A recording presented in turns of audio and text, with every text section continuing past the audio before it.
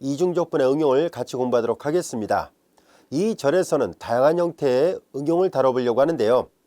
우선 그 중에서 대표적으로 우리는 모멘트와 질량 중심이라는 것을 학습을 해보려고 합니다. 그리고 또 한 가지는 우리가 통계학 분야에서 많이 사용하는 결합 확률 밀도 함수라는 것을 역시 공부하도록 하겠습니다. 자, 이와 같이 크게 두 가지 주제를 공부해 보려고 하는데요. 자, 그 중에 첫 번째로서 모멘트와 그리고 질량 중심을 공부하려고 합니다. 자, 그런데 이런 용어는 우리가 앞에 교재 제8장인가 거기에서 우리가 배웠었죠. 바로 적분의 응용편에서 이런 용어를 공부한 적이 있었습니다.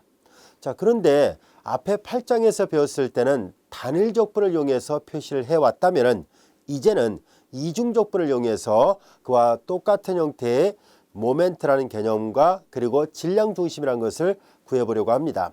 자, 먼저 어떤 얇은 평면이 하나 주어져 있다고 가정하고요. 평면상의 각각의 점마다 밀도가 균질하지 않다라고 가정을 해보겠습니다. 자, 이때 밀도를 나타내는 함수는 로라 표시를 할 것이고요. 평면 영역이기 때문에 바로 점의 좌표는 순서상 x, y로 표시가 됩니다. 각각의 질점마다 정의되어 있는 밀도 함수는 연속 함수라고 가정을 해보겠습니다. 자, 그럴 때 우리는 그 밀도를 어떻게 표현할 수 있을까 하는 얘기인데요. 우리는 평면 영역의 넓이 분의 질량을 이용해서 밀도를 구할 수 있습니다. 자, 그래서 간단하게 수식적으로 살펴보면 다음과 같이 표시가 됩니다. 델타 A는 작은 영역의 넓이를 나타내고요. 그 다음에 델타 M은 그 작은 영역 안에 있는 어떤 물질의 질량을 나타내고 있습니다. 좀 더 구체적으로 그림을 통해서 살펴본다면 다음과 같은 그림을 통해서 우리가 이해할 수 있습니다. 자, 이 그림을 보면 알 수 있듯이 어떤 얇은 평면 영역이 이와 같이 주어져 있다라 보고요. 이 얇은 평면 영역의 아주 작은 부분 영역을 이와 같이 직사각형 형태로 네모로 표시를 해놨습니다. 자, 이 네모로 표시되는 이 영역의 넓이를 에어리의 약자를 써서 A라 표시를 한 겁니다. 델타 A라 표시한 거고요. 이 작은 영역 안에 있는 질량을 델타 M이라 표시를 했습니다. 이때 리미트를 붙인 것은 뭐냐면 이 영역을 자꾸 줄여나가자는 뜻이죠. 이 직사각형 영역을 더 작게 만들어 보자는 뜻입니다. 한없이 작게 만들었을 때 그때 이 극한값을 우리가 앞으로 이렇게 밀도라고 약속을 할 것입니다. 자, 그래서 우리는 밀도는 보다시피 평면 영역의 밀도는 넓이분의 질량으로서 계산할 수 있습니다. 여기까지 이해됐죠? 자, 이제 여기에서 우리는 그렇다면은 아주 간단하게 생각하면 이 작은 영역의 질량은 보다시피 밀도에다가 이 작은 영역의 넓이를 곱하면 구할 수 있다는 것을 알 수 있습니다. 그래서 우리는 이 작은 영역의 질량을 우리가 편의상 MIJ라 해볼까요? 그럼 MIJ는 low 그리고 XY와 그리고 델타 A로 계산 가능하다는 것을 알 수 있어요. 자, 우리 여기에서도 가급적이면 첨자를 써서 구별해 보도록 하겠습니다. 이렇게 첨자를 쓰는 방법은 우리가 적분편을 공부하면서 많이 사용했던 테크닉이에요. 자, 그래서 우리는 얘를 다음같이 좌표축에 평행한 직사각형을 만들어 놓고요. 각각의 좌표축에 평행하게 잘게 분할해서 다음같이 바둑판 모양을 만들어 보도록 하겠습니다. 자, 이와 같이 영역 D를 제일 작은 값에서 제일 큰 값, 제일 작은 값에서 제일 큰 값에서 이제 X의 범위와 Y의 범위를 표시를 하고요. 각각 좌표축에 평행하게 절단을 했습니다. 자, 이제 여기에서 요 노란색 형태로 표시되는 이 영역이 D였었죠. 자, 이제 우리는 이 영역 안에서 정의되는 밀도 함수를 다음같이 약속하도록 하겠습니다. 이 영역 안에서의 밀도 함수는 곧 정의를 할 것이고요. 즉 이와 같이 약속을 할 것이고요. 만약에 이 영역을 벗어난 여기 바깥에 있는 부분들이죠. 이런 영역에서는 밀도 함수가 다 0이었다라고 가정을 하도록 하겠습니다. 자, 그래서 여기 이 상태에서 정의된 함수들은 전부 다 0입니다 라는 뜻이에요. 하지만 여기는 밀도가 균질하지 않은 어떤 평면 영역이기 때문에 그 밀도를 하나하나 계산해서 구할 수 있었다라고 가정을 해보겠습니다. 자, 그럼 이렇게 잘게 쪼갰을 때 앞에서도 많이 왔던 것처럼 이 특정 위치의 영역을 우리가 X축으로 I번째, Y축으로 J번째 영역이라는 뜻에서 RIJ 영역이라 해보겠습니다. 그리고 이 RIJ 영역 안에 한 점, 대표점을 표시해 보도록 하겠습니다. 자, 이제 여기 안에 표본점을 하나 선택을 해서 이제 요 표본점을 편의상 이렇게 스타라고 구별해 보도록 하겠습니다. X축으로 I번째, Y축으로 J번째라서 이렇게 첨자를 두 개를 써서 표시를 했고요. 표본점이란 걸 강조하기 위해서 스타라는 기호를 써서 표시를 했습니다. 자, 이제 우리는 요 RIJ 영역의 넓이를 앞에서 했던 것처럼 델타 A, IJ로 표시를 해보도록 하겠습니다. 자, 그리고 요 표본점에서 정의되는 밀도 함수를 여기다 로를 붙여서 로 이렇게 표시를 해보도록 하지요. 자, 그러면 RIJ 영역의 요 작은 영역의 질량 MIJ를 구해보려고 하는데요. 이 MIJ 영역은 이제 이렇게 여러 개로 분할했기 때문에 이렇게 로 XY로 한꺼번에 쓰지 않고요. 위에서 표시한 것처럼 첨자를 써서 좀 더 자세하게 표현해 보도록 하겠습니다. XIJ 스타 그리고 YIJ 스타 이와 같이 X축으로 I번째, Y축으로 J번째 소영역 안에 있는 한 표본점에서의 밀도 함수가 주어져 있고요. 그 다음에 이 밀도에다가 요 작은 영역의 넓이를 곱했습니다. 바로 이렇게 곱함으로 해서 우리는 요 작은 영역의 질량을 구할 수 있구나라는 것을 알게 됐습니다. 자, 그렇다면 이 D라는 영역 전체의 질량을 구해보고자 하는데요.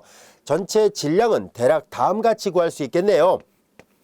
우리는 한 번은 자, X축 방향으로 쭉 쌓아갈 것이고 또 한 번은 Y축 방향으로 쭉 쌓아갈 것입니다. 한 번은 X축 방향으로 한 번은 Y축 방향으로 쌓아갈 거예요. 즉 우리가 MIJ를 한 번은 I축 한 번은 J축으로 쌓아갈 것인데요. 이것이 우리가 구하려는 전체 이 평면 영역의 질량과 비슷할 것입니다. 아직 정확한 값은 아니에요. 자, 이때 우리는 여기에서 MIJ는 이런 값으로 다시 표시할 수 있기 때문에 다시 한번 써보면 한 번은 J에 대해서 한 번은 I에 대해서죠. 우리 책에는 여기가 각각 K하고 L로 되어 있습니다. I가 1부터 K까지, J는 1부터 L까지로 되어 있어서 똑같이 표시를 해보도록 할게요.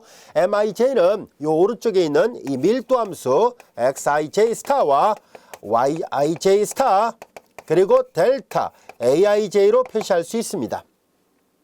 자, 이제 우리는 좀 더 정확한 질량을 구하기 위해서 이 식의 양변에다 리미트를 붙여보도록 하겠습니다. 근데 왼쪽은 이 평면 영역의 질량이기 때문에 얼마인지는 몰라도 존재한다면 그 값은 상수입니다. 자, 그래서 극한을 취해도 그대로 m이 나온다는 것을 알 수 있어요. 양변에 리미트를 붙이는데요.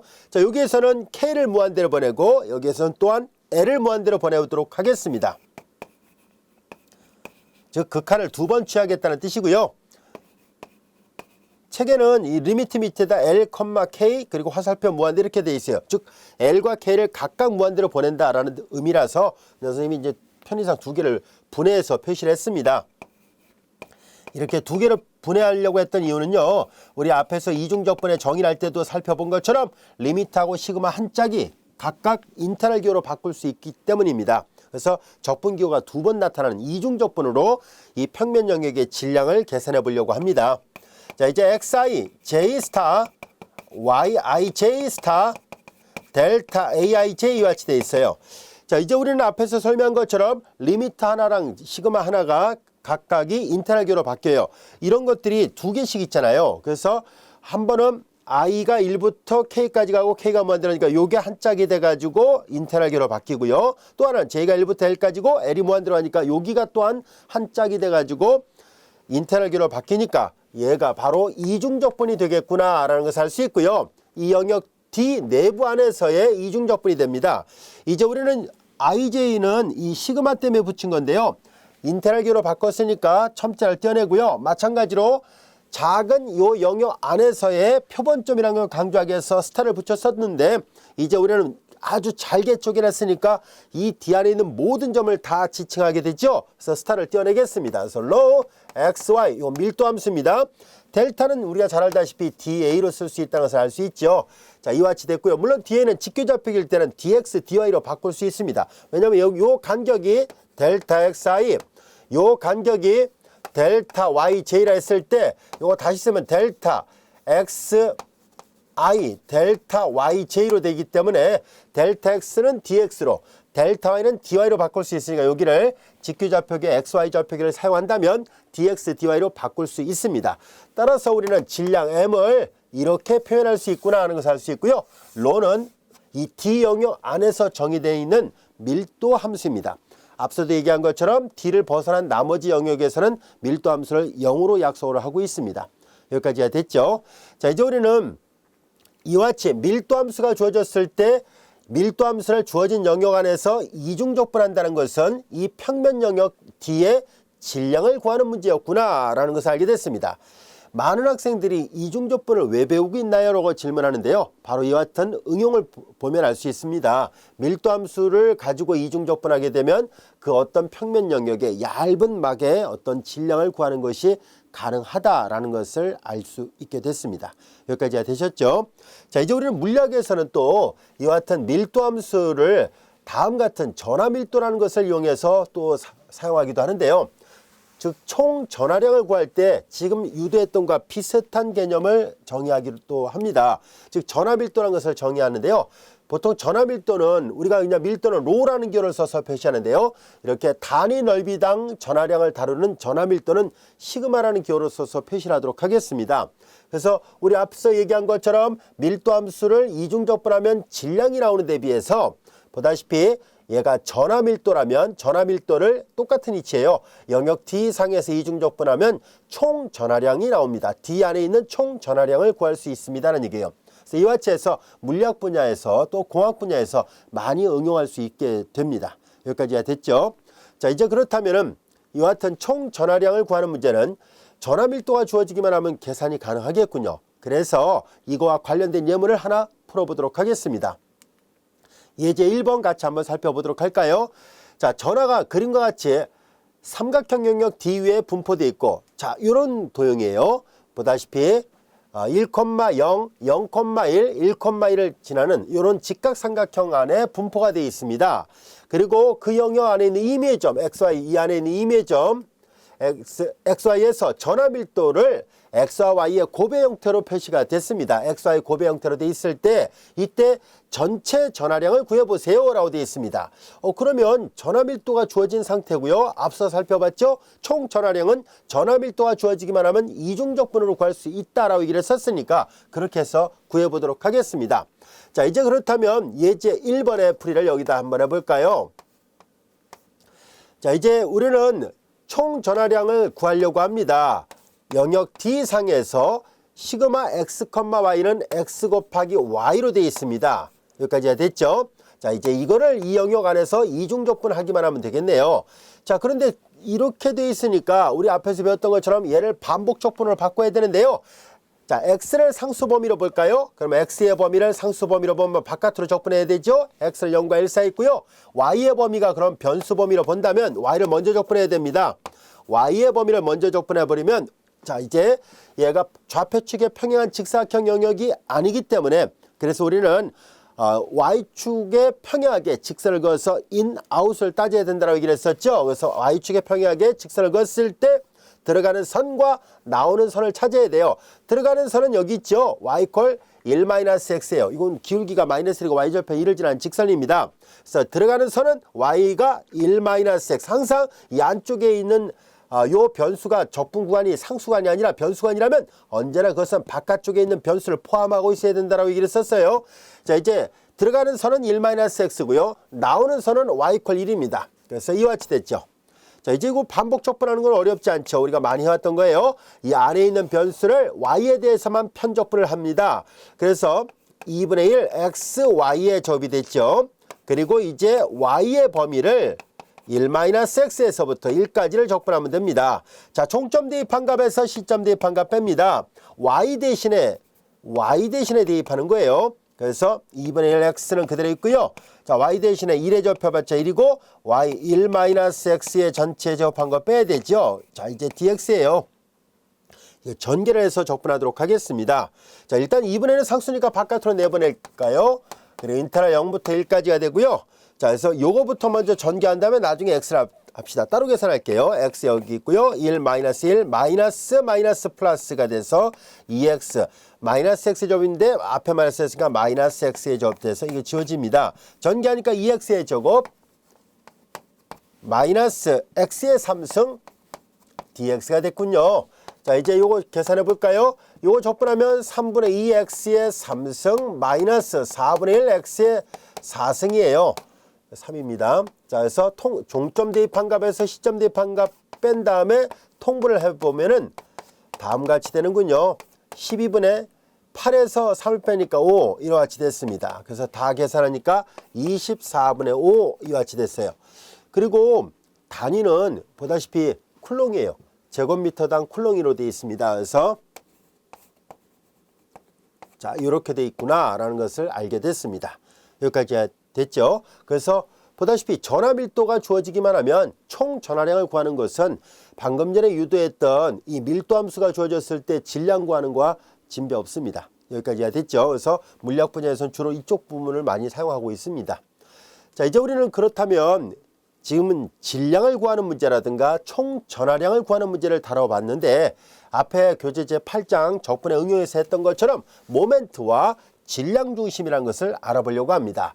자, 이렇게 아주 얇은 막에 어떤 도형이 있을 때, 자, 이제 이 도형이 각각의 영역마다 밀도가 균질하지 않았다고 가정할까요? 그러면 이렇게 평형점을 맞추게 되는 그런 어떤 점이 있을 텐데요. 이런 점을 우리는 질량 중심이라 얘기를 하도록 하겠습니다. 만약에 여기가 균질하다면 앞에서 얘기했었죠. 무게중심이라 얘기를 한다라고 얘기를 했었어요. 자, 우리는 이렇게 질량이 밀도가 다 다르다면 질량이 다 다르게 나타날 텐데요. 자, 그러면 균질하지 않은 어떤 평면 영역에 대한 질량 중심을 구하는 문제를 알아보려고 합니다. 그래서 모멘트와 질량 중심을 구해보도록 하죠. 앞에서 했던 거와 적분의 응용편에서 했던 거와 비슷하지만 지금 우리가 다루고자 하는 것은 이중적분을 이용해서 표현하는 것을 알아보려는 것이 주목적입니다. 우리는 다음같이 약속을 하도록 하죠.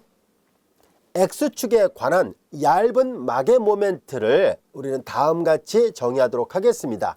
이건 여러분들이 쉽게 이해할 수 있는 그런 식들인데요. 조금 전에 유도했던 거랑 얼추 비슷합니다. 뭐를 하려고 하냐면 여기 보세요. 밀도에다가 영역의 넓이를 곱하면 질량이 나오죠. 자, 이제 우리는 이렇게 질량에다가 이게 뭐예요? 그렇죠. X축에 관한 모멘트를 구할 때 어떻게 됐어요? 축에서부터의 거리를 질량 곱하기 거리를 했었잖아요. 우리 앞에서 배웠던 거 복습 삼아 다시 볼까요? 모멘트의 약속은 기준 축으로부터 자, 이제 시소 같은 경우라 한다면 요 거리가 x2 그 질량이 m2라 한다면 x2에다가 m2를 곱했죠. 이쪽에도 마찬가지죠. 여기 x1이고 m1이었다면 이쪽의 모멘트를 m1이라 한다면 x1 m1이었었죠. 또는 m1 x1 써도 되고요. 이쪽의 모멘트를 m2로 한다면 x2 m2였었습니다. 즉 질량 곱하기 축으로부터 거리, 이것이 앞에서 배웠던 모멘트의 정의였었어요. 그리고 시소가 평형 상태를 이룬다는 것은 이 모멘트 값과 이 모멘트 값이 서로 균형을 맞았을 때요. 같아졌을 때 우리는 평형 상태를 이룬다라고 얘기를 하죠. 즉 m1하고 m2가 같을 때예요. 자, 우리는 앞에서 이렇게 모멘트를 약속했었잖아요. 그래서 여기서도 똑같이 이렇게 해보도록 하죠. X축에 대한 모멘트니까 당연히 거리는 뭐가 되겠어요? Y좌표를 계산해야 되겠구나 라는 것을 알 수 있죠. 자, 그래서 이 평면 영역에 X축에 대한 모멘트니까 바로 여기 YIJ가 필요하다는 것을 알 수 있고요. Y축에 대한 모멘트를 계산할 때는 XIJ가 필요하다는 것을 알 수 있습니다. 여기 이제 스타를 쓸까요? 이렇게 표본점까지의 거리예요. X축에 대한 모멘트 질량 곱하기 이거예요. Y축에 대한 모멘트 질량 곱하기 이 거리예요. 그래서 우리는 모멘트를 계산해 보려고 합니다. X축에 대한 모멘트를 계산합니다. X축에 대한 모멘트를 계산하기 위해서 이제 우리는 여기에다 계산하면은 질량이잖아요. 여기에다가 거리를 계산해야 되는데 그 거리가 YIJ 스타예요. 여기까지가 됐죠. 그래서 자, 요 질량에다가 앞에다 곱할게요. YIJ 스타입니다. 자, 이제 그러면 우리는 이것을 다 더할 거예요. 다 더할 겁니다. 앞에서 했던 것처럼 여기다가 YIJ 스타만 더 집어넣으면은 얘가 의미하는 바는 바로 X축에 대한 모멘트의 근사값이에요. 그래서 X축에 대한 모멘트라는 것을 강조하기 위해서 모멘트 이니셜을 따와서 대문자 M으로 표시할 것이고 X축에 대한 모멘트라는 뜻으로 이렇게 표시하도록 하지요. 자, 이제 여기 이렇게 됐어요. 여기까지가 됐죠. 그런 다음에 이제 정교하기에서 극한을 취했었죠. 극한을 취하니까 보다시피 등호가 됩니다. 이 모멘트가 얼마인지 몰라도 상수값일 테고요. 그래서 극한을 취해봤자 모멘트는 그대로 모멘트 이렇게 돼요. 자, 그래서 리미트를 붙여보니까 이런 모양으로 나오는구나 라는 것을 알게 됐습니다. 이렇게 한 것이 바로 조금 전에 우리가 살펴봤던 그 수식관계로 표시됐던 그 식이었어요. 요거예요. mx는 이렇게 다른 건 리미트가 두 번 있다는 뜻입니다. 자, 여기는 이제 n과 m을 썼군요. 요 아까는 k하고 l이었었는데 뭐 바꿔도 상관없습니다. m과 n으로. 자, 이제 여기 보다시피 밀도 함수에다가 이렇게 축으로부터 거리가 있다는 것을 알 수 있죠. 자, 이와 같이 됐습니다. 그래서 얘를 이중적분으로 바꾸려고 합니다. 앞에서 질량을 구할 때 이런 식으로 얻어졌는데요. 이제 우리는 x축에 대한 모멘트 mx를 구할 수 있게 됐습니다. 그것은 밀도함수 앞에다가 보다시피 x축으로부터의 거리를 나타내는 y를 곱했었구나 라는 것을 알게 됐습니다. 자, 이것이 바로 x축에 관한 얇은 막의 모멘트를 구한 식입니다. 같은 방법으로 똑같으니까 뭐 유도는 생략하고요. 바로 정의만 내려보도록 하겠습니다. 이제 우리는 y축에 대한 모멘트를 동일하게 계산할 수 있는데요. 이번에 y축으로부터 거리는 x가 됐죠. 그래서 밀도함수 rho xy가 되고 da가 됩니다. 이것이 이 두 번째 식이 y축에 대한 얇은 막의 모멘트를 계산하는 식입니다. 정의이기 때문에 잘 기억해 두세요. 아시겠죠? 이 공식을 외워야 정확하게 문제를 풀 수 있습니다. 자, 이제 우리는 이번에는 질량 중심의 좌표를 정의하려고 합니다. 질량 중심의 좌표는 바로 x바와 y바를 구하는 공식이면서 곧 정의예요. 그래서 우리는 이 x바하고 y바를 구할 때 y축에 대한 모멘트를 질량으로 나눈 것이 x바고요. x축에 대한 모멘트를 m으로 나눈 것이 질량으로 나눈 것이 y바예요. 그래서 이 공식을 잘 기억해 두고 있어야 됩니다. 앞서도 설명했었을 거예요. 여기 이 첨자가 서로 반대로 돼 있어서 처음에는 약간 헷갈릴 수도 있습니다. 자, 그런데 x바는 x축으로부터 y바는 정리합니다. x바는 y축으로부터 이게 y축이죠. y축으로부터 그리고 y바는 x축으로부터의 떨어진 위치를 나타내기 때문에 그래서 이렇게 서로 엇갈려 표시가 되어 있습니다. 잘 구별이 될 거예요. 자, 이제 우리는 그렇다면 방금 전에 mx하고 mi를 구해놨으니까 그러면 이제 질량 중심의 x바를 구하려고 합니다. 그러면 총 질량분의 그 평면 영역, 얇은 막의 평면 영역의 총 질량은 m이라 놨었습니다. 그리고 이제 여기가 y축에 대한 모멘트예요. 그래서 얘는 계산을 하면은 총 질량이 앞서 다뤘던 것처럼 더블 인테그랄 d상에서 밀도 함수였었죠. 그리고 분자에 해당되는 것은 영역 d상에서 my는 여기 써 있잖아요. 밀도 함수 앞에다가 x를 y축으로부터의 거리가 x를 나타내니까 x를 곱한 꼴이잖아요. 그래서 이렇게 됩니다. 이거 외우기 아주 수월해요. 왜냐하면 x바 밀도함수가 있고요. 여기는 분자에는 밀도함수 옆에다 x만 곱한 거예요. 자, 그 다음에 이제 마찬가지로 y바를 구해볼까요? 자, 이제 질량 중심의 y좌표를 구하는 것은 총 질량분의 x축에 대한 모멘트입니다. 역시 공식은 다음 같습니다. 총 질량이니까 rho xy da분의 더블 인테그랄 d상에서 x축에 대한 모멘트니까 여기 축으로부터 거리가 돼야 되니까 y가 필요하겠죠. 그 다음에 rho xy da가 됐습니다. 이거 역시도 외우기 수월해요. y바가 들어갈 때는 y가 있구나. x바가 들어갔을 때는 x가 있구나. 분모는 다 rho예요. 만약에 rho가 즉 균질하다면은 얘네들은요. rho가 균질하다면 상수니까 상수는 적분에 대해서 바깥으로 내보낼 수 있으니까 약분이 되죠. 얘도 상수면 나가버리고 약분 되니까요. 그럴 때는 여기가 1이고 그 다음에 여기가 y로 아주 간결하게 나타납니다. 그래서 그 특수한 경우도 하나 여기다 적어 놓을까요? 만일 균질하다면 하고 가정합시다. 만일 rho xy가 상수일 때입니다.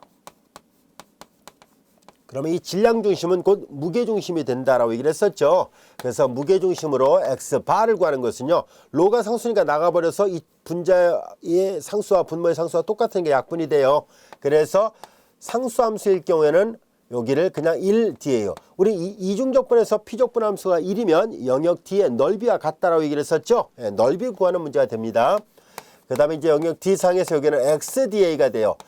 자, 우리 이 식은 바로 앞에서 교재 제8장에서 이미 공부했던 모멘트와 질량 중심을 구할 때 단일적분으로 계산했었는데 그때도 아마 선생님이 설명을 했을 거예요. 나중에 배우는 이중적분이 기억하기 더 수월합니다 라고 얘기를 했었는데요. 바로 지금 이 순간 이걸 학습을 하고 있네요. 그래서 이중적분으로 이와 같이 평면 영역의 무게중심의 좌표를 구하는 공식을 얻을 수 있는데요. 이게 외우긴 참 수월합니다. 물론 적분이 이중적분이라서 적분을 한 번 더 해야 된다는 번거로움은 없지 않아 있습니다만은 외우기 아주 수월해요. 여기도 피적분함 쓰니까 넓이가 되죠. 여기 영역의 넓이에요. y바를 구할 때 y를 놓고 적분하고 x바를 놓고 x바를 구할 때는 x를 놓고 적분하면 되니까요. 훨씬 더 수월하게 됐습니다. 요거는 밀도가 상수로 주어질 때 사용하는 거고요. 얘는 밀도가 상수가 아닌 경우에 계산하는 방법은 이게 더 일반적이죠. 이렇게 계산합니다 라는 것을 알게 됐습니다. 여기까지가 되셨죠? 자, 이제 그렇다면 간단한 예문 하나 살펴보도록 하겠습니다. 자, 이제 질량도 구하고 질량 중심도 구해보세요 라고 되어 있네요. 방금 전에 배웠던 공식을 활용해서 계산을 해보려고 합니다. 자, 예제 2번 같이 한번 볼까요? 자, 밀도함수 로우가 있어요. 그리고 꼭지점은 요 세 점을 가지는 얇은 삼각막의 질량도 구하고 중심도 구하라는 얘기네요. 0,0은 여기 있고요. 1,0은 여기 있고 0,2는 여기 있습니다. 자, 이렇게 직각삼각형 모양이네요. 자, 이렇게 생겼습니다. 그런데 이 안에 있는 각각의 점 x, y에 대하여 밀도함수는 상수가 아니군요. 자, 이와 같이 되어 있네요. 우선 질량부터 먼저 구하도록 하겠습니다. 자, 이제 이 얇은 막의 총 질량을 계산합니다. 그러면 더블 인테그랄 이 영역을 D라 놨을 때 D상에서 밀도함수를 적분해야 된다라고 얘기를 했었죠. 밀도함수의 로우 XY를 이중적분하면 됩니다. 자, 이제 우리는 이 영역 D가 좌표축에 평행한 직사각형 영역이 아니기 때문에 하나는 상수범위, 하나는 변수범위로 놔야 되겠네요. 자, 이제 우리는 X를 상수범위로 봅시다. 0부터 1까지고요. 그러면 X가 바깥으로 가고 Y가 변수하니까 먼저 적분해야 되죠. 자, Y가 취할 값의 범위는 인아웃을 따져야 된다고 얘기를 했었죠. 들어가는 선은 y 콜 제로, 나오는 선은 요 직선을 통과해서 나옵니다. 이 직선의 기울기는 마이너스 2가 되고요. 마이너스 2가 되고 y절편 2를 지나는 직선이에요. 자, 이와 같이 되네요. 여기까지가 됐죠. 자, 이제 그리고 이제 인아웃을 다 따져봤고요. 피적분함수를 이걸 대입해야 돼요. 1 플러스 3x 플러스 y입니다. 자, 이제 반복 적분하면 됩니다. 안에 거부터 차근차근 적분해서 바깥으로 가면 돼요. 0부터 1까지가 되고요. 자, 이제 요것을 y에 대해서 편적분합니다. y 플러스 3xy 플러스 2분의 y의 제곱이고요. 그리고 y 대신에 0부터 y 대신에 마이너스 2x 플러스 2까지예요. 그리고 이제 바깥에 dx입니다. 종점 대입하면 마이너스 2x 플러스 2 그리고 3y를 먼저 쓸게요. 3x를 먼저 써야 되겠군요. 이거 지워도 되죠?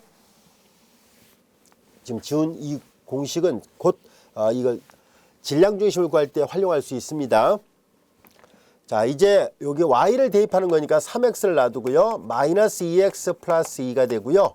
그 다음에 2분의 1 y 대신에 마이너스 2x 플러스 2의 전체 제곱 그리고 0을 대입한 거 빼야 되는데 다 y가 들어있으니까 0이에요. 그 다음에 dx입니다. 이거 다 계산한 것은 여러분 다항함수니까 적분 어렵지 않습니다. 이거 다 계산하면 결과만 쓸게요. 책의 결과를 그냥 인용해서 3분의 8이 나온다는 것을 결과만 써봤습니다. 어렵지 않으니까 여러분들이 한번 해보세요. 자, 이렇게 해서 질량을 구할 수 있구나 하는 것을 알 수 있고요. 이번에는 질량 중심을 구해보도록 하겠습니다. 자, x바를 구하려면 질량분의 그리고 앞서 얘기했던 것처럼 이 질량이 지금 구해졌잖아요.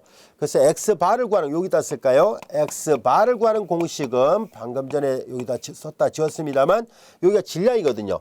이게 결국 로 x, y, da가 곧 방금 전에 구했던 질량을 나타내는 값이고요. 그 다음에 이제 분자 부분은 x바를 구할 때 x를 넣으면 된다라고 얘기를 했었죠. 자, 이거 계산 한번 해볼까요? 자, 이제 질량은 3분의 8이고 역수를 취해야 되겠군요. 나눗셈을 한 꼴이니까 3분의 8의 역수는 8분의 3이 같이 될 것이고요. 더블 인테그랄 영역 t 상에서 x를 놓고 이게 로우가 이거예요. 여기에다가 x를 다시 곱하는 거잖아요. 아예 곱해서 쓰겠습니다. 그럼 x 플러스 3x의 제곱 플러스 x를 곱했으니까 xy와 같이 됐습니다. 그리고 이제 다시 또 d, 자, 아예 이걸 반복 적분으로 바꿨을까요? dy dx를 아예 얘도 반복 적분으로 바꿔서 표시하도록 하겠습니다. 영역이 똑같으니까요. 인아웃을 따지면 0부터 마이너스 2x 플러스 2까지가 되고요. 이제 x의 범위는 0부터 1까지예요. 자, 이것도 역시 안에 걸 적분하고 종점 y 대신에 이거 한 번만 더 적분한 다음에 얘처럼 결과는 그냥 책의 결과를 인용해서 쓰도록 하겠습니다. 아마 여러분들 지금쯤에 이런 간단한 적분은 선생님이 다 설명하지 않아도 다 풀 수 있을 거예요. 그렇죠? 자, 이제 요 안에 것만 한 번만 계산해 보도록 하죠. 인테그랄 0부터 1까지가 되고요. 자, 이 안에 거를 y에 대해서 편적분을 시도합니다. xy 플러스 y에 대해서 편적분하죠. 3x의 제곱 y. 그리고 y에 대해서 편적분하니까 2분의 x y의 제곱.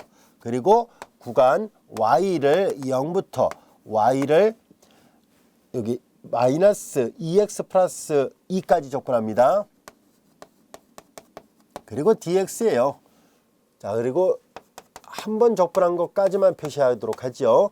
y 대신에 대입하니까 마이너스 2x 플러스에다 x를 곱하니까 마이너스 2x의 제곱 플러스 2x가 되고요. 그 다음에 3x의 제곱 y 대신에 마이너스 2x 플러스 2가 됐고, 그 다음에 밑에다 쓸게요. 플러스 2분의 x의 y의 제곱이죠. 마이너스 2x 플러스 2의 전체 제곱. 그리고 바깥에 dx의 0은 y가 다 있으니까 0이에요. 자, 이제 이렇게 쓸게요. 여기까지야 됐죠? 여기 중괄호고 이렇게 괄호 묶어 보겠습니다. 이거 다 전개를 해요. 그런 다음에 x에 대해서 적분하면 이 적분한 결과를 그냥 얘도 이렇게 그냥 바로 결과를 썼듯이 얘도 그냥 결과를 써서 표시하도록 할게요. 이거 하면 앞에 거와 반대로 나와요. 이거 뒤집어진 꼴로 나옵니다. 계산 생략합니다. 책에 계산 결과 다 자세하게 돼 있으니까 한번 비교를 해보세요. 자, 그 다음에 이제 우리는 x바가 구해졌으니까 더불어서 y바도 계산해 봐야 되는데요. y바를 계산하는 것도 역시 식만 세워보겠습니다. 영역 t상에서 rho xy가 있고요.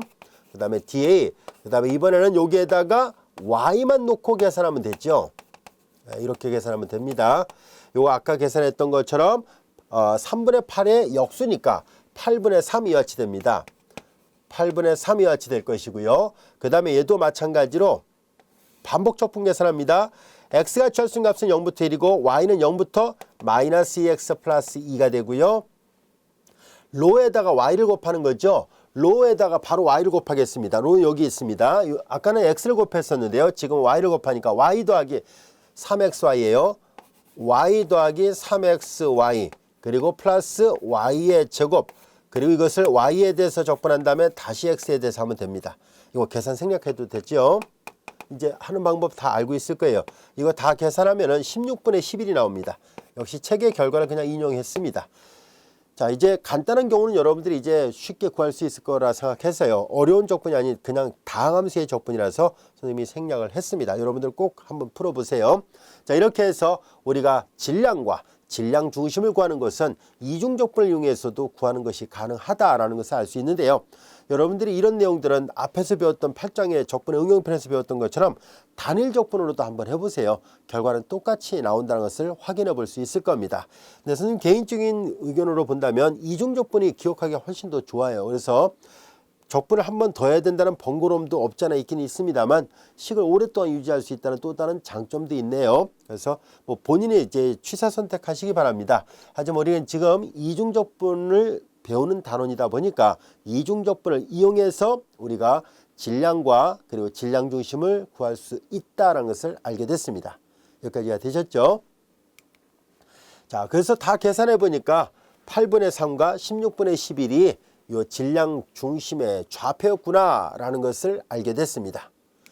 자, 이번에는 예제 3번 볼까요? 예제 3번은 반원의 얇은 막 위에 임의점에 대한 밀도는 원의 중심에서부터 떨어진 거리에 비례한다. 자, 이게 밀도가 예제 2번은 구체적으로 가르쳐 줬어요. 밀도는 이런 함수입니다 라고 알려줬는데 비해서 지금은 뭐예요? 밀도를 말로 문장으로 표시를 해준 것 뿐입니다. 하지만 잘 보면 알 수 있듯이 원점으로부터 거리에 비례한다라고 얘기를 했었으니까 그래서 우리는 밀도 함수를 다음같이 수식관계로 표시할 수 있다는 것을 알 수 있습니다. 자, 밀도 함수는 원점으로부터 거리에 비례한다라고 얘기를 했어요. 자, 그래서 다음 같이 써볼까요? 자, 이제 밀도 함수를 로우 xy를 한다면 비례한다는 기호 이거예요. 원점으로부터 원의 중심 원점으로부터. 자, 이제 우리 편의상 여기 원의 중심이라 했는데 우리 계산하기 좋게 좌표축이 이 그림으로 보도 알 수 있어요. 책의 그림이 이렇게 좌표축의 정 가운데에 원의 중심이 놓이게끔 표현했습니다. 그래서 반지름 A가 되는 상반원으로 표시를 했어요. 반원의 얇은 막 위의 임의의 점에 대한 밀도는 원의 중심이 이제 원점으로 보겠습니다. 원점에서부터 이 도형 안에 있는 임의의 점을 생각합니다. 이 안에 있는 임의의 점, 여기가 xy를 할 때 원점에서부터 이 점까지의 거리는 당연히 피타고라스 정리 쓸 수 있죠. 루트 x-0의 제곱이니까 x의 제곱, y-0의 제곱이니까 y의 제곱이에요. 우리는 적당한 비례상수를 하나 결정을 해서 이 식이 등호가 성립하게끔 할 수 있겠죠. 그래서 우리는 적당한 비례상수, 책에 있는 기호 표기대로 그냥 대문자 K라 표시를 해보도록 하겠습니다. 자, 이제 이 K는 비례상수입니다. 어떤 값인지는 몰라도 단 K는 이 문제를 만족하는 적당한 비례상수라 보겠습니다. 자, 이제 이와 같이해서 밀도함수를 찾을 수 있게 됐습니다. 자, 이제 이 원판 안에 밀도함수는 이런 모양이었구나 라는 것을 알게 됐습니다. 자, 이제 우리의 관심은 뭘 구해야 되냐면, 자, 이제 이 얇은 막의 질량 중심의 좌표를 구해보세요 라는 얘기예요. 질량 중심의 좌표를 구하려면 질량부터 먼저 구해야 되겠죠. 밀도가 균질하지 않으니까 원판의 넓이가 질량이 되지는 않습니다. 그래서 밀도를 놓고 적분해야 되죠. 그래서 우리는 질량 중심만 구하라고 얘기를 했어요. 앞에 예제 2번은 질량도 구하고 질량 중심을 구하라 했는데 사실상 질량 중심을 구하려다 보면 자연스럽게 질량을 구해야 됩니다. 아시겠죠? 자, 이제 우리는 질량 중심을 구하라고 얘기를 했습니다만은 질량도 필요하거든요. 그래서 질량 M을 구하도록 하겠습니다. 영역 T가 아까 봤던 것처럼 상반원입니다. 반지름이 A가 되는 상반원이거든요. 그래서 여기다 밀도를 넣고 적분하면 질량을 구할 수 있습니다. 자, 이제 로는 여기다 대입하면 K는 상수예요. 루트 X의 제곱 플러스 Y의 제곱 dA가 됐습니다. 그런데 얘가 상반원이잖아요. 즉 적분 영역이 원의 일부분으로 되어 있죠. 그리고 P적분함수 안에 X제곱 더하기 Y제곱이 들어있죠. 당연히 이런 꼴은 극좌표계로 바꿔야 된다는 것을 잘 알고 있죠. 그래서 우리는 극좌표계로 바꿔서 표시해 보도록 하겠습니다. 자, 이제 우리는 반지름이 A가 되는 상반원입니다. R이 취할 수 있는 값은 0부터 A까지 가고 세타는 0부터 파이까지 가죠. R은 0부터 반지름 A라고 봤으니까 A까지, 세타는 0부터 파이에 대한 까지입니다. 자, 그리고 직교좌표계와 극좌표계 사이 1대1 대응관계, x는 r 코사인 세타, y는 r 사인 세타인데요. 루트 x제곱 더하기 y제곱은 r이잖아요. 그래서 여기는 k 그리고 r이 됐고요. 그리고 직교좌표계에서의 DA는 dx, dy지만 우리는 앞에서 여러 차례 배웠었죠. 극좌표계에서의 DA는 r, dr, d세타라는 것을 배웠었습니다. 강조하기 위해서 다른 색깔로 표시할게요. R 그리고 DR, R을 먼저 적분하고 있고요. 그 다음에 D세타입니다. K는 상수니까 바깥으로 내보낼 것이고요. 자, 그 다음에 R 제곱을 적분하는데요. 이거 잘 보면 이 안에 어디를 봐도 P적분함수도 구간도 세타가 없어요. 그러면 얘는 바깥에 있는 세타 입장에서 보면 어차피 이거 계산하면 뭔가 상수가 나올 것이고 어떤 값이 나오는데 세타 입장에서 보면 상수니까 바깥으로 나가서 각각의 적분의 곱으로 바꿔놓는 것이 가능하죠. 0부터 파이까지 D세타, 인테그랄 0부터 A까지 K는 나가버렸고요. R제곱 DR이 됐습니다. 이를 0부터 파이까지 적분하니까 파이가 되고요. R의 제곱을 R에 대해 적분하니까 3분의 R의 3승 그리고 구간 0부터 A까지군요. 다 계산하니까 3분의 K 파이 A의 3승이 질량입니다. 자, 이제 이 문제에서 질량을 구했습니다. 이제 질량이 구해졌으니까 X바, Y바도 구해야 되는데요. 자, 우선 잘 볼까요? 이 평면도형 자체가 일단은 상반원이잖아요. Y축에 대해서 대칭이라는 것은 그림으로 봐도 알 수 있죠. 그리고 이 밀도함수를 잘 관찰해 보면 x 대신에 마이너스 x를 대입해도 똑같고 y 대신에 마이너스 y를 대입해도 똑같아요. 그래서 얘는 밀도함수 자체가 역시 또 좌우 대칭, 위아래 대칭 꼴입니다. 하지만 밀도함수는 좌우 대칭, 위아래 대칭이 됐지만 영역 자체가 위아래는 대칭이 되어 있지는 않습니다. 단지 좌우 대칭만은 가능하죠. 그래서 영역도 좌우 대칭, 그리고 밀도 함수도 좌우 대칭이 되니까, 그러면 이 모든 것들을 다 종합해 봤을 때 바로 질량 중심의 x바는 y축 어딘가에 있겠구나라는 것을 알 수 있습니다. 도형만 대칭성이 있다고 해서 바로 그 가운데에다가 그 질량 중심이 있다 말할 수 없습니다. 밀도 함수도 대칭성이 있었어야 돼요.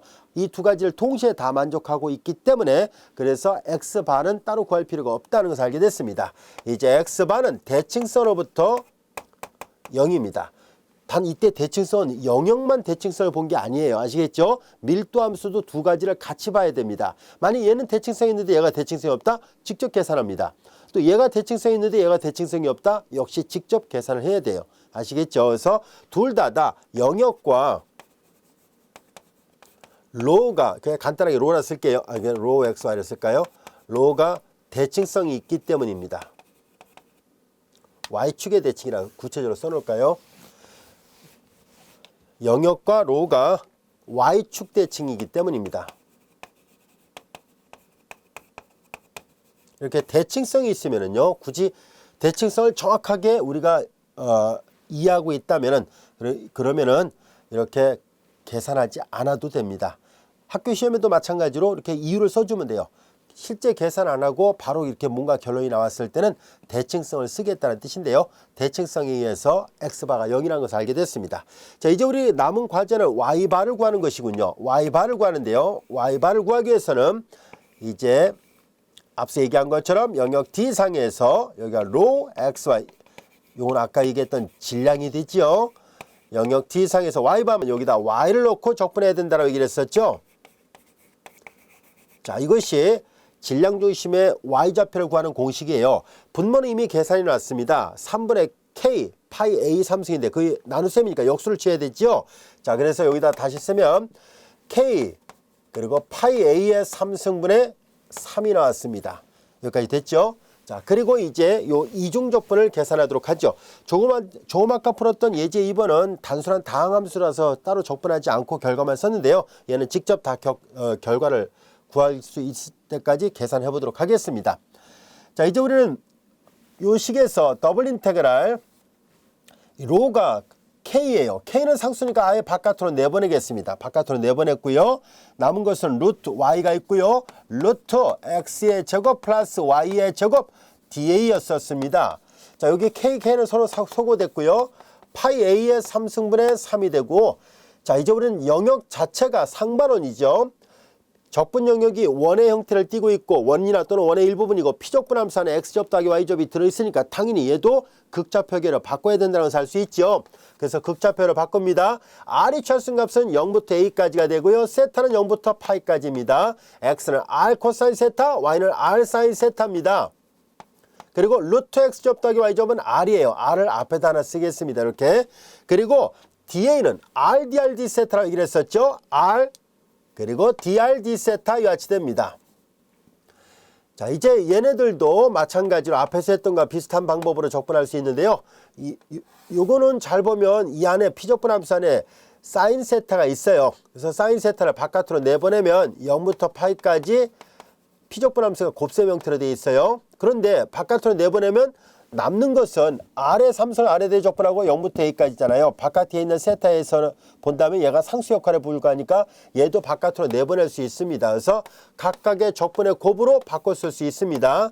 r의 3승 dr이 됐어요. 여기까지 야 됐죠? 자, 그러면 이제 파이 a의 3승분의 3이고요. 사인 세타를 0부터 파이까지 적분하면 이거 2입니다. 우리 간단한 적분이니까 바로 결과를 썼습니다. 이거 3승이군요. 자, 그리고 이제 r의 3승을 적분하니까 4분의 r의 4승, 그리고 구간 0부터 a까지입니다. 자, 종점 대입한 값에서 시점 대입한 값 빼죠. 자, 이제 약분되죠. 2 파이 a의 3승분의 2 파이 a 3승분의 앞에 3이 있고요. 그 다음에 a의 4승, 그래서 0을 빼봤자 a의 4승만 남죠. 자, 정돈하겠습니다. 다 계산하니까 2 파이분의 3a가 되는구나 라는 것을 알게 됐습니다. 따라서 얘네들을 계산해 보니까 x바는 0이고 y바가 2파이분의 3a예요. 그래서 x바 질량 중심의 좌표를 구하려 썼으니까 0,2파이분의 3a로 나오는구나 라는 것을 알게 됐습니다. 여기까지가 되셨죠?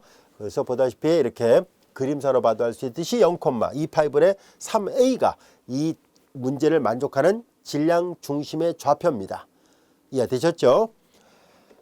자, 이제 이어서 우리는 또 다른 모멘트를 한번 살펴보려고 하는데요. 이번에는 보통 이제 2차 모멘트다 또는 관성 모멘트다 이런 말을 사용하게 되는데요. 우리 관성 모멘트라는 것을 학습을 해보도록 하겠습니다. 자, 이건 정의입니다. 자, 이제 R은 입자에서 축까지의 거리를 R로 표시했을 때 질량이 M인 입자의 어떤 축, 뭐 X축이든 Y축이든 어떤 축에 대한 관성 모멘트는 MR의 제곱으로 약소를 합니다. 우리는 앞에서 했던 모멘트는 뭐였어요? 질량 곱하기 거리였으니까 제곱이 아니라 1승이었었잖아요. 그래서 이게 제곱이 붙어 있어서 보통 얘를 2차 모멘트, 앞서 다뤘던 우리가 모멘트와 질량 중심을 다룰 때 그 모멘트는 1승만 나오기 때문에 거리만 계산하니까 x를 곱하든 y를 곱하든 질량에다 x를 곱하든 질량에다 y를 곱하든 이렇게 1승이 되어 있기 때문에 그런 모멘트를 우리가 보통 1차 모멘트라고 얘기를 합니다. 그래서 이 관성 모멘트는 2차 모멘트라고 얘기를 하는데요. 정의 자체가 mr의 제곱으로 약속되어 있습니다. 자, 그러면 여기서도 마찬가지로 이 2차 모멘트도 앞에서 했던 것과 비슷하게 1차 모멘트를 약속할 때를 다시 한번 기억을 되살려 볼까요? X축에 관한 얇은 막의 모멘트를 할 때요. 보다시피 질량에다가 거리를 곱해서 모두 다 더하고 극한치한 것이 이거잖아요. 그렇죠? 근데 지금 뭘 할 거예요? 질량에다가 2차 모멘트니까 거리 R의 제곱을 곱했으니까 여기가 제곱이 들어있는 특징이 있다는 것을 알 수 있죠. 자, 그래서 우리는 다음같이 결론을 내릴 수 있게 됐습니다.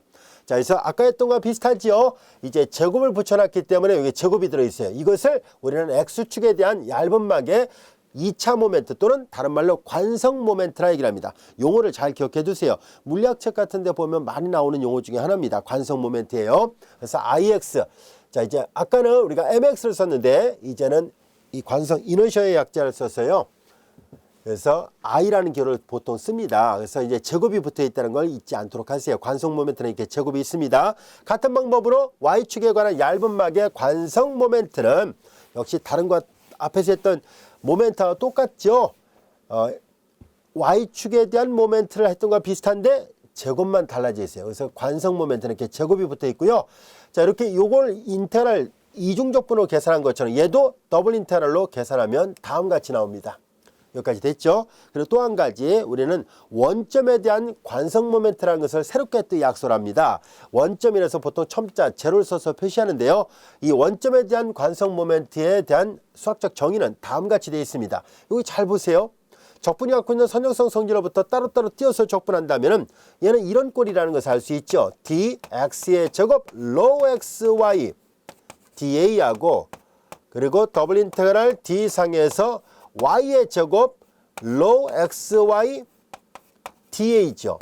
그런데 얘네들은요. 이 x제곱을 곱해놓으면 y에 대한 얇은 막의 관성 모멘트, y제곱이 있으면 X축에 대한 얇은 막의 관성 모멘트라 약소를 했었으니까 얘는 결과적으로 X제곱이 들어있으니까 IY를 뜻하고요. 얘는 뭐가 되겠어요? Y제곱이니까 IX잖아요. 그래서 원점에 대한 관성 모멘트를 구하는 것은요. 이 두 개를 더하는 거예요. X축에 대한 관성 모멘트와 Y축에 대한 관성 모멘트의 합을 다른 말로 원점에 대한 관성 모멘트다라고 얘기를 합니다. 이해되셨죠? 용어에 대한 정의입니다. 자, 이제 그러면 관성 모멘트를 이렇게 약속을 했었으니까요. 예제 4번을 통해서 관성 모멘트를 구해보도록 하겠습니다. 중심이 원점이고 반지름이 A이고 밀도함수가 로로 주어지는 동질 원판의 관성 모멘트를 구해보세요 라고 되어 있습니다. 조금 아까 풀었던 예제 3번은 반원이었지만 지금은 원판입니다. 중심이 원점이 있고 반지름 A가 되는 원판이라고 얘기를 했습니다.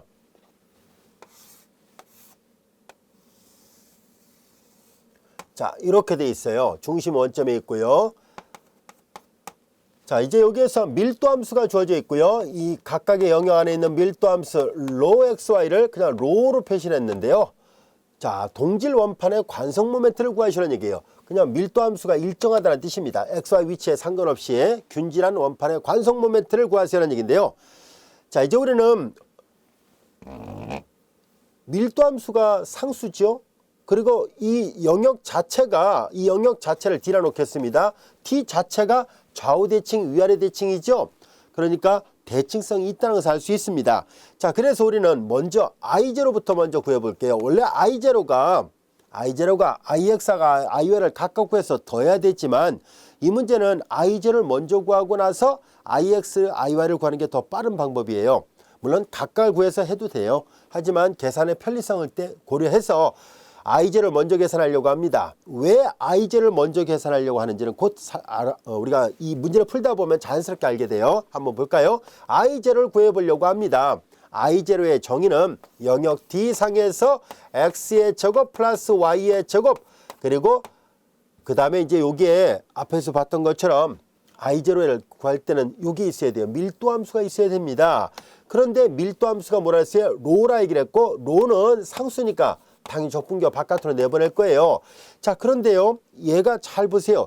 적분 영역 자체가 중심 원점이 있고 반지름이가 되는 원이고, 피적분함수 안에 이 하나씩만 있는 것이 아니라 X제곱 더하기 Y제곱이 다 들어있잖아요. 물론 하나만 있어도, 어느 쪽 한쪽만 있어도 당연히 극좌표로 바꿔서 풀어야 됩니다만은 두 개 다 있다 보니까 월등히 편리해졌다는 것을 알 수 있어요. 좀 마저 써보고 나서 바꿔볼게요.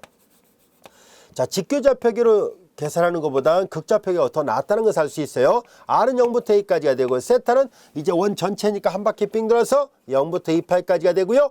X제곱 더하기 Y제곱은 R제곱으로 바뀌잖아요.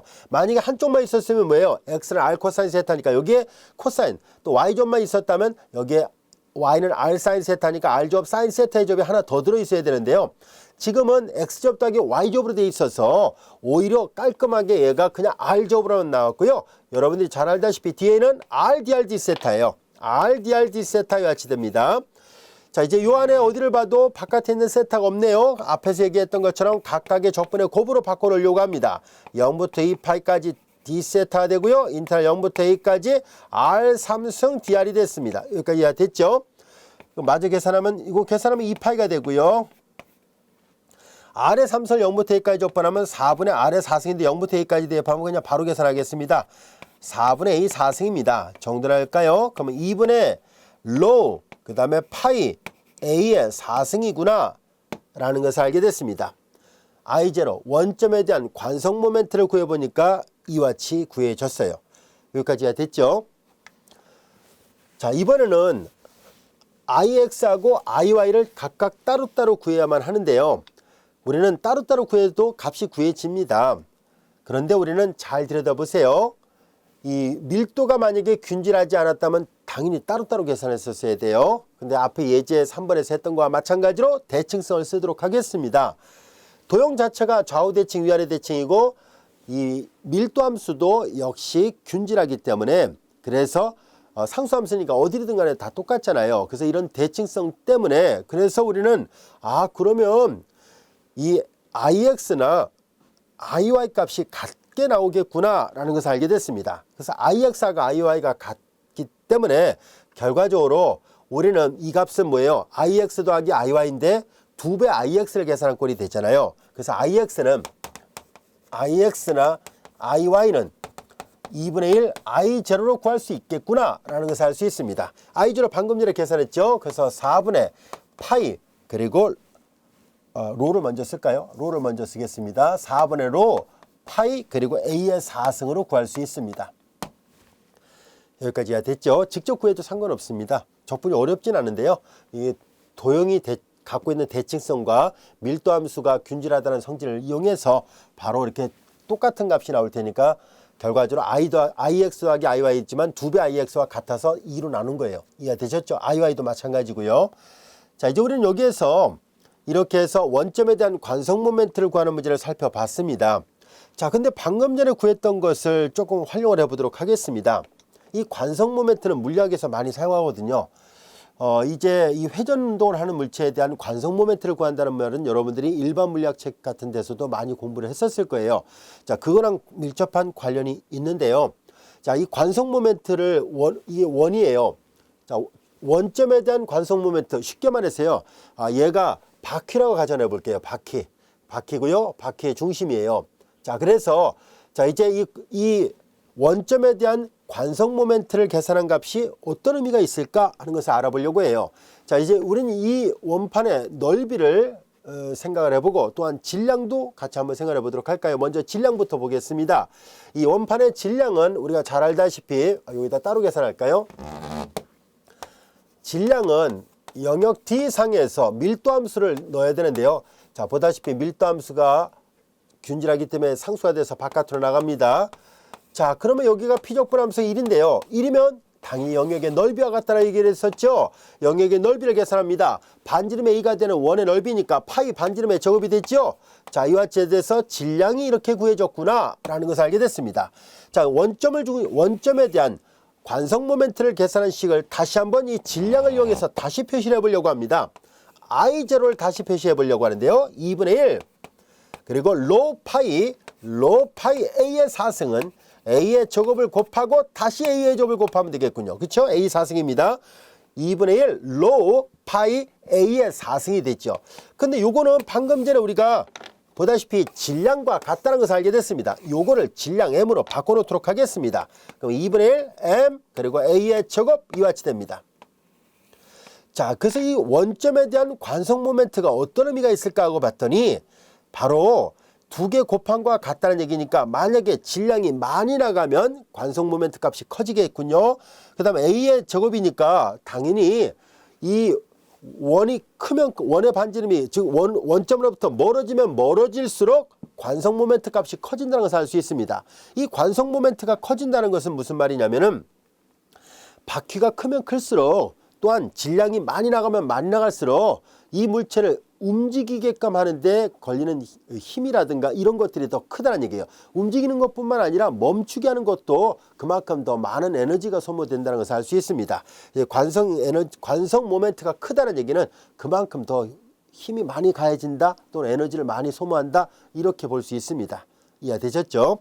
자, 이제 그래서 우리는 이와 같은 걸 이용해서 자, 지금까지 선생님이 설명한 것들을 요약하면 원점에 대한 관성 모멘트는 2분의 MA의 제곱 형태로 되어 있다는 것을 알게 됐습니다. 그래서 아까 얘기한 것처럼 어떤 물체가 크면 클수록 그 물체를 움직이게 하는 것도 힘들고 더더욱 힘들고요. 질량이 많이 나가면요. 그리고 멈추게 하는 것도 역시 그만큼 더 많은 에너지 이런 것들이 필요합니다. 라는 것을 알 수 있습니다. 자, 이제 우리는 다음 같은 새로운 용어를 약속하려고 합니다. 바로 축에 관한 얇은 막의 회전 반지름을 약속하는데요. 이 대문자 R은 바로 회전 반지름을 나타냅니다. M은 얇은 막의 질량이고요. 그리고 I는 축에 관한 관성 모멘트예요.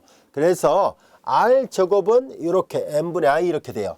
R 제곱은 M분의 I예요. 그래서 만약에 이 관성 모멘트가 X축에 관한 관성 모멘트, Y축에 관한 관성 모멘트 등등을 할 때 이렇게 기호 표시를 하고 있습니다. 이건 질량이고요. 얘가 이걸 바꿔 쓴 것뿐이에요.